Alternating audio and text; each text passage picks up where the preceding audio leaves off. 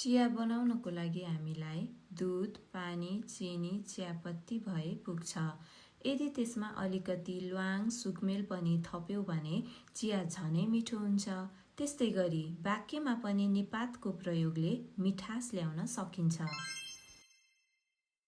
नमस्कार, व्याकरणका कुरामा आज हामी पद वर्ग अन्तर्गतको निपात पदको बारेमा कुरा गर्नेछौँ। निपात त्यस्तो अव्यय शब्द हो जसको आफ्नो छुट्टै अर्थ हुँदैन, तर जब वाक्यमा प्रयोग हुन्छ यसले वाक्यको भनाइलाई जोड दिन्छ र वाक्यलाई मिठासपूर्ण बनाइदिन्छ। जस्तै तिमी घर जाऊ, यहाँ निपातको प्रयोग गरिएको छैन।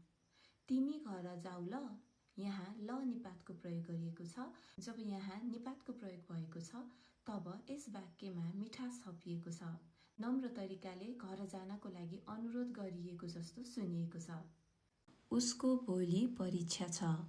यस वाक्यले उसको भोलि परीक्षा रहेको अर्थ प्रदान गरेको छ। अब यसमा निपात थपेर हेरौँ। उसको त भोलि परीक्षा छ क्यारे। यहाँ त र क्यारे निपात हुन्। निपात थपिसकेपछि पनि वाक्यले उही अर्थ दिएको छ, तर वाक्यमा मिठास थपिएको छ र वाक्यको भनाइलाई जोड दिएको छ। त्यसै गरी नि, ल, पो, अ, आ, ता, खै आदि निपात हुन्।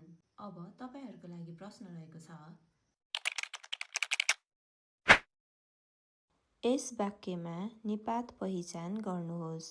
अर्को भिडियोमा फेरि भेटौँला। धन्यवाद।